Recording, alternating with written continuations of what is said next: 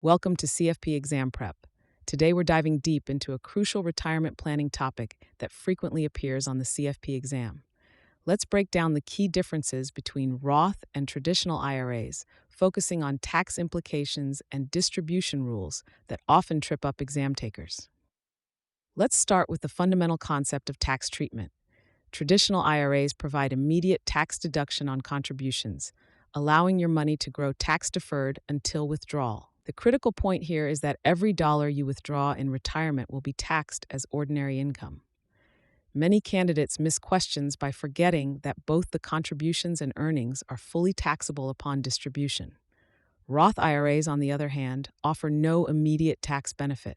You contribute with after-tax dollars, but the magic happens in retirement. All qualified distributions, including earnings, come out completely tax-free.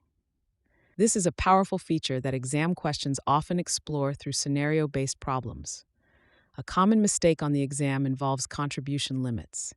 For 2024, the maximum contribution for both types is $7,000, with an additional $1,000 catch-up contribution allowed for those 50 and older. Test takers often forget that this limit applies to the combined total of traditional and Roth IRA contributions. If you contribute $4,000 to a traditional IRA, you can only contribute $3,000 to a Roth IRA in the same year.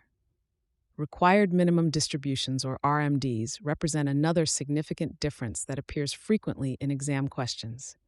Traditional IRA owners must begin taking RMDs by April 1st, following the year they turn 73. The exam often tests your ability to calculate these distributions and understand the severe penalties for missing them.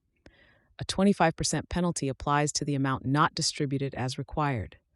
Roth IRAs, however, have no RMDs during the owner's lifetime, providing greater flexibility in estate planning. Here's a practical example that mirrors exam questions. Consider a 60-year-old client with $100,000 in annual income who wants to contribute to an IRA. The exam might ask you to determine their eligibility for deductible traditional IRA contributions or Roth IRA contributions based on income limits. Remember that traditional IRA deductibility phases out at lower income levels for those covered by workplace retirement plans, while Roth IRA contribution eligibility has higher phase-out ranges. Early withdrawal rules present another area where candidates often stumble.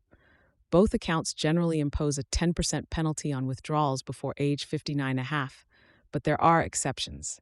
The exam frequently tests these exceptions, such as first-time home purchases, qualified higher education expenses, and substantially equal periodic payments under 72T. One of the most overlooked aspects is the 5-year rule for Roth IRAs.